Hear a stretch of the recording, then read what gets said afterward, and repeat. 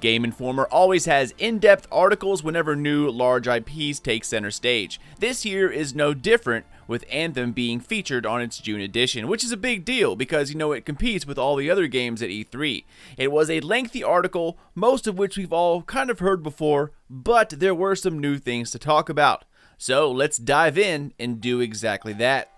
Freelancer Nation, what is going on, guys? Sly here, back at it with Anthem. Now, my last couple of Anthem videos have been pretty damn long, so I'm going to try to keep this one short. And since Game Informer really just kind of goes over, a little of the same stuff we already know about, it won't take all that long to talk about. However, there were some new and interesting details that further help build the story around Anthem. Since there are still so many questions left unanswered, I thought I would simply go over the new details and kind of, bring it all together. So first of all, if you haven't checked out the article, the link is down below. There's a video and also a larger article. If you're a subscriber to, Game Informer magazine, it should have arrived yesterday.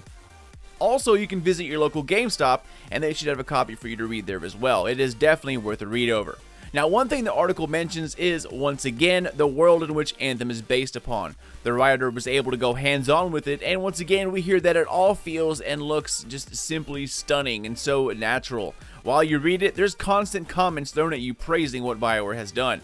Like I said in my other videos, the trailer and the demo doesn't really do it justice, guys. You really have to see it on your monitor or television in order to really appreciate the amount of detail and just how good this game looks. Add in lots of frames and it just simply gets better. So a couple of things that stood out from the article. First, the old gods. Now beforehand, I was under the impression that the gods and Shaper technology were kind of two different things, but apparently they're not. These, quote, old gods are actually called Shapers themselves. So the Shapers, of course, created the Shaper technology, and they're all one and the same. The Shapers are the old gods, and you're going to see that everywhere within Anthem. Now, I knew the gods created Shaper technology, I just didn't think that they would be labeled Shapers, so I guess that kind of makes sense. Why I thought they'd be something else, I really have no idea. Anyways, we also get a couple of NPC names dropped here as well. Now, these have been mentioned before, and the hardcore fans out there will probably already know this, but it's not really common knowledge. So, during my demo experience, we got to see 4 people within the Strider, and we talked to them for a little bit. There's Halleck, which you can see right here. Up front, Owen, who by the way is also your Cypher, and then there's a lady named Faye, which I don't really think the public has seen yet. You can kind of see her right here in this transitional frame. It's kind of a bad picture, but like I said, this is really the only thing I've seen that I'm able to capture. This right here is pretty much your core group. Faye is linked to the story, while Owen and Halleck are part of your pit crew that helps you maintain the Javelin and of course gives you tactical data. Owen seems to be the one who also pilots the Strider, and like I said earlier, he of course is your Cypher, the companion that feeds the Javelin suit tactical data, mission updates, all that kind of stuff while you're out in the world. Like I said, the info was already kind of out there, but it was pretty obscure, and during the demo at EA Play, we talked to Faye for a few minutes while inside the Strider. Judging by her clothes, she seems to kind of be like higher up on the totem pole, perhaps some kind of royalty or leader within the city, not 100% sure, but of course we will know here soon enough. Now, another thing Game Informer talks about was the city itself, Fort Tarsus. First, there's the Order of the Freelancers, which is what our character, of course, belongs to. This order encompasses all of the pilots, and at the start of the story, our character is relatively new to the order, and Freelancers have a very long and proud history, one of the reasons why Fort Tarsus is able to exist. But their legacy is being overshadowed and forgotten. People are taking them for granted, and this is ultimately where our journey begins. The article goes on to mention other factions that we finally get to put some names to. First, the Sentinels. Now, you've seen them in trailers before. These are other exosuit-wearing characters, which basically are equivalent to the city's police force. I can already foresee some Javelin versus Javelin battles coming up in the future. It just begs for it to happen. The other group of characters the article mentioned are people called Agents. Now, Agents are quest givers around the city of Tarsus. However, the story makes them seem deeper than that. Like, they become your friends, like, I wouldn't say mentors, but I guess they're really, like, personal people that you can talk to, throughout much of the time you're in Fort Tarsus. We've seen one of those quest givers right here in last year's E3 trailer.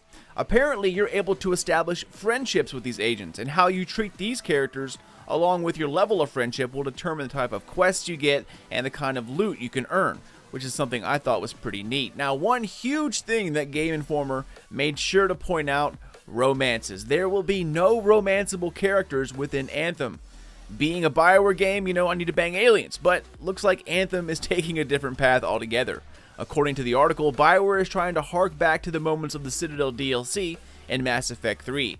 You create these like really deep friendships all over the place, and they have a deep, meaningful connections that ultimately change the game. Going out with your friend Garrus and shooting beer bottles off the top of the Presidium, that's the kind of moments Bioware is looking to recreate with Anthem. So while there will not be any romance options, friendships will be made and broken all over the place, so expect some complex social interaction with some of these NPCs. And speaking of interaction, something I thought was interesting is that Fort Tarsis will not be a social hub like the Tower in Destiny or the Terminal in the Division.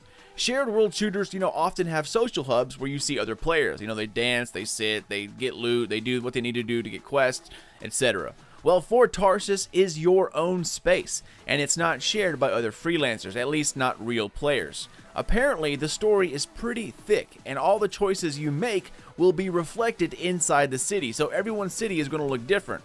Also, the city itself will start to unlock new areas the further you progress down the critical path. This backs up their slogan, which they've been, sharing over the last couple weeks, Shared World, My Story, which I think is absolutely awesome.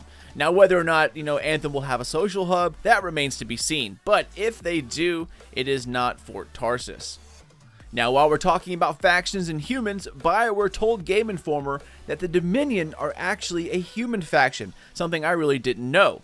Also, they said that just because the Dominion are human, that doesn't make them like you or me. Earthlings and humans are two very different characters, which I think is a pretty awesome path to head down. The Dominion have been affected by Anthem, and they now call it their home. So Bioware was sure to point out that while they are humans, don't expect them to look like Earthlings or behave like us. So I really can't wait to see what they mean by that and what humans will look like when they're actually from another planet. They were also sure to point out that everything will be explained in story. Now, moving on to the world itself, we now also have somewhat a better understanding of what we can expect when we hop into Anthem. Now, I was allowed to see the world map at EA Play, and guys, Anthem truly is massive. And that's just, by land area. That doesn't count the caves up above you, or underneath waterfalls, or the underneath the water you can swim. This world has many, many layers, so expect it to be much larger than it actually looks. Also, another thing that was hinted at months ago, but now confirmed, Anthem is separated into different biomes. For instance, in this trailer, we see a forest type of area with, lush jungles and all that stuff, birds and wildlife. But the next area could be nothing but rock and lava. The next could, just all be desert. Thinking back, I believe I saw 6 different areas on the world map. Now, I could be mistaken because there was really so much going on, so let's just say like 6-ish. Maybe 5, maybe 7, somewhere around there. Either way, it shows that there's going to be lots of diversity, not just in playstyles and in cosmetic looks, but map areas as well. Alright, so as we wind down this video, the last thing we're going to talk about is multiplayer. So, Bioware pretty much wanted to create a multiplayer game that instead of squad mates and NPCs being there to help you, real people would fulfill that role. Where historically, you'd have like non-playable characters like Garrus or like, Miranda, those kind of people that help you out. But they also know that multiplayer comes with its own social awkwardness. Perhaps you don't like multiplayer, or perhaps you don't mind playing with somebody, for a few minutes, but you don't really want to raid with them or spend hours upon hours with them in your team. You didn't have to talk to them and play nice and all that stuff, so you make an excuse to get offline, only to pop back on later and change your status to offline so you can then play with your other friends. Well, Bioware has thought about it, and they have come up with a way that allows you to play with those you want first and foremost, but if you choose to have this setting on, you will be paired up in matchmaking for just about everything. Your friends get first dibs on allowing to join you, and if they don't want to, then you'll be paired up with randoms. Once you complete a stronghold or a specific quest, mission, whatever, your group then breaks up and it's all over. And this happens for everything. If you do another mission, it will then start all over. You choose your friends. If friends don't want to do it, then you get paired up with randoms. And the best thing is that friends playing the game will be notified in the game that you started this mission or quest, and that way they can join up on you instantly. Or if you see that's not the mission you want to play, simply cancel that out, hover over the mission you're looking to complete, and it will show you everyone who is currently undertaking that mission on your friends list, and it will have the option to join up on them. The best way to think of it, Bioware said, is to think of the world maps in current MMORPGs, but combine it with an automated LFG. Put those two together, and that's pretty much how the map and playing works with an Anthem. But again, you can turn the LFG portion off entirely or set it to private or public, friends only. You choose how you want to play. Alright guys, and the absolute last thing they talked about, and really not talked about, they hinted at something called the Alliance system. Now they really didn't go into any detail like at all, but it sounds like it's something sort of like a clan system, where you get rewarded for doing quests or missions with other freelancers. Jonathan Warner said it's a very social experience and they want to reward players for getting into that and experiencing the game in multiplayer. Now of course we need a lot more detail, but it does kind of sound like a light clan system or some kind of like multiplayer reward system. Perhaps maybe like an in-game ranking system that shows your willingness to help others in-game. I don't really know, but it's something that we again are going to have to wait on. Okay, so I had to come back and actually edit this in because I completely forgot about it, but the article also briefly talks about Strongholds. They said that during multiplayer encounters, such as early Strongholds, the key being early here, objectives and mechanics will be clearly labeled enough that you will not need a mic in order to complete it with randoms. So that's kind of worrying, but just wait for a minute. The key thing to take away from this is that there will be different levels of strongholds. There will be easy ones during the campaign, such as the one we witnessed during E3, but also strongholds in the end game, which will be way more challenging and drop loot appropriate for that kind of challenge. Not just weapons and armor here, but items that clearly show you've beaten the harder activities.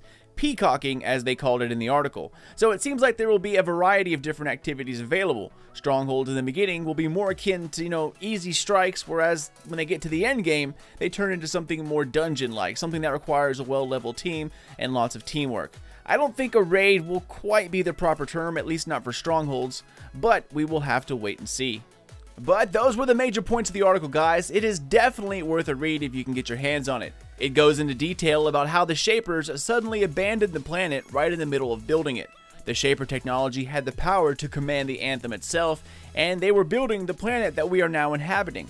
However, as the Shapers left, they left all of their tools out, still plugged in, so to speak. So this is what causes all the chaos. Like children messing with alien weaponry, other factions do things they shouldn't with these Shaper relics, and also the relics appear to turn off and on randomly throughout the game, and were called in to handle these situations. How we deal with these relics, the factions, the NPCs, all of this will determine how Fort Tarsus looks, how the world of Anthem itself continues building, and how you progress through the story. All of this is going to be your own choice, something I am extremely excited to try out. This article further backs up my thoughts that this game is going to be something seriously special, guys.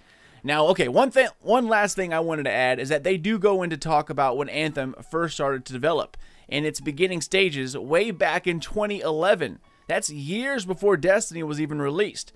So all of those videos that talk about Anthem and BioWare or EA just trying to copy Destiny, they've been working on this game at the same time Mass Effect 3 was in development. That is a long time in the gaming world. And Destiny 1 wasn't even out yet. If you think back to all of the games that actually took their time and had really long development times or development cycles, they are usually turn out to be one hell of a game.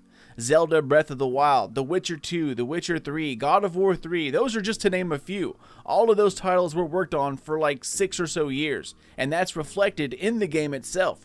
Anthem is now pushing 7 years in development, and I think that goes to show you just how ambitious they are trying to be, and they're not going to cut any corners. CD Projekt Red constantly brags about how long they take to make their games, and they flat out say it'll be done when it's done.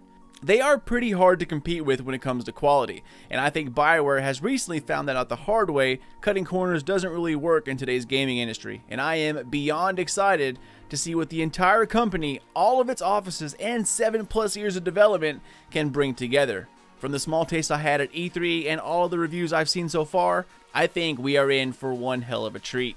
But that's it for me, y'all. Once again, thank you for watching and for supporting the channel. Keep it here for everything Anthem, Destiny 2 Forsaken, and Division 2 as we start learning more about each of them. Feel free to check me out on Twitter or Facebook at Sly Nation Gaming. Subscribe for more Anthem videos, spank the thumbs up only if you enjoyed yourself, and be sure to check back often as I will be uploading just about every day. Take care, y'all, and keep those eyes open for more videos coming out of Sly Nation in the very near future. But until then, this is your dude Sly, and I'll catch you guys next time.